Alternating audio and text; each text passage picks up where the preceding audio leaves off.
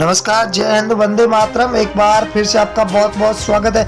महाराष्ट्र के अंदर विधानसभा चुनाव का बिगुल बज चुका है और महाराष्ट्र के अंदर देखा जाए तो जनता के बीच में सभी नेताओं ने अपने लुभावने वादे शुरू कर दिए। तो अब की बार महाराष्ट्र की जनता किसे चुनेगी अपना नेता, वो सबसे बड़ी आम बात देखने को मिल सकती है महाराष्ट्र के अंदर।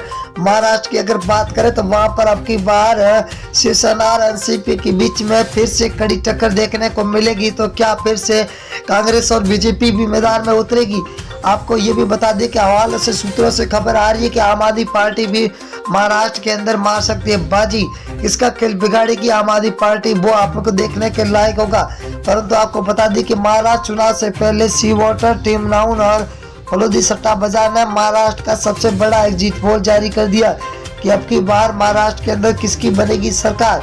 एग्जिट पोल को देखते हुए सभी पार्टियां हरकत में आ चुकी है। सभी पार्टियों की नींदें उड़ चुकी है कि अब की बार महाराष्ट्र के अंदर किसकी बनेगी सरकार और कौन मारेगा बाजी। सबसे बड़ा सर्वे अगर हम पहले जिले की बात करें तो नंदुरबार जिला जहाँ कुल 4 सीट है, जहाँ बीजेपी और शिंदे गुट को 1 सीट और एनसीपी को 1 सीट, शिवसेना को 1, कांग्रेस को 1, तो अन्य के खाते में 0 सीट जाती हुई दिखाई दे रही है। अगला जिला है अहमदनगर जिला जहाँ कुल 12 सीटें, बहुत ही बड़ा जिला है, 12 सीटें। बीजेपी और शिंदे गुट को 5 सीटें मिल रही है, तो एनसीपी को 2, शिवसेना को यहाँ पर 3 सीटें मिल रही है, तो कांग्रेस 2 सीटों पर है। अगर बात करें हम बहुत ही बड़ी घोषणा की तो यहाँ पर है सांगली जिला।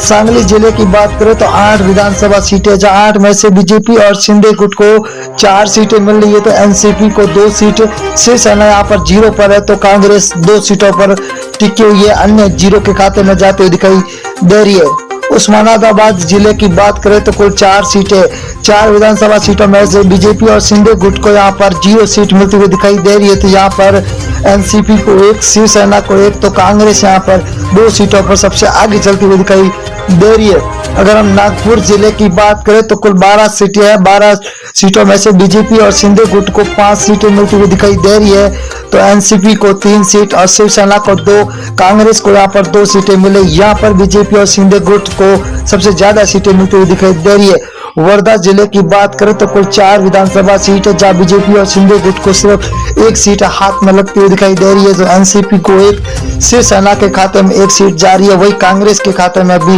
1 सीट जाती हुई दिखाई दे रही है। अगर हम मुंबई जिला की बात करें तो मुंबई के अंदर 26 विधानसभा सीट है, ये सबसे बड़ा जिला है, यहाँ पर सबसे ज्यादा सीट है 26 है, जहाँ बीजेपी और शिंदे गुट को 11 सीट मिल रही है, तो एनसीपी को 5, शिवसेना को 7, यहाँ पर कांग्रेस को 3 सीटों पर ही टिकना पड़ रहा है। अगर हम बात करें वाशिम जिला है का, जहाँ पर 3 विधानसभा सीट है, 3 में से बीजेपी और शिंदे गुट को 1 सीट, वही एनसीपी को 1, शिवसेना के खाते में 1 सीट जा रही है, तो कांग्रेस यहाँ पर 0 पर टिकी हुई है।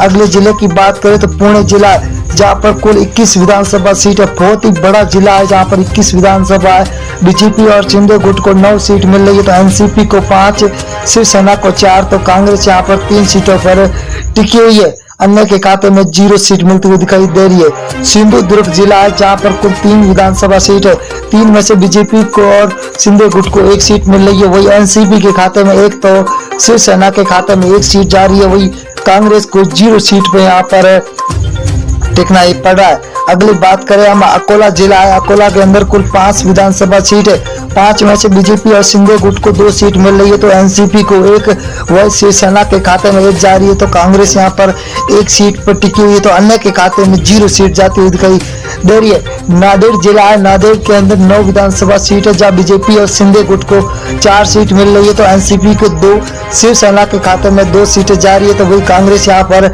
1 सीट पर टिकी हुई है। बहुत ही बड़ा महा ओपिनियन पोल है अब की बार महाराष्ट्र का। रायगढ़ जिला है, कुल 7 सीटें है, 7 में से बीजेपी और शिंदे गुट को 3 सीट मिल रही है, तो वही एनसीपी को 2, शिवसेना के खाते में 1 सीट मिल रही है, तो यहाँ पर कांग्रेस को 1 सीट मिलती हुई दिखाई दे रही है। यहाँ पर अब की बार महाराष्ट्र के अंदर बीजेपी और शिंदे गुट का महागठबंधन है। और यहाँ पर नासिक जिला है, जहाँ पर 15 सीट है, बीजेपी और शिंदे गुट को 5 सीट, एनसीपी को 5 तो शिवसेना को 3, कांग्रेस के खाते में 2 सीटें जाती हुई दिखाई दे रही है। यहाँ पर अन्य जीरो पर टिका हुआ है। तो महाराष्ट्र की 288 सीटों का भयंकर सर्वे जारी हो चुका है, जहाँ पर कोल्हापुर जिला है जहाँ पर 10 विधानसभा सीट है। बीजेपी महागठबंधन में 4 सीटें, वही शिव महागठबंधन के अंदर 5 तो अन्य के खाते में 0 सीट जाती हुई दिखाई दे रही है। अगले जिले की बात करें तो रत्नागिरी जिला है जहाँ पर कुल 5 विधानसभा सीट है।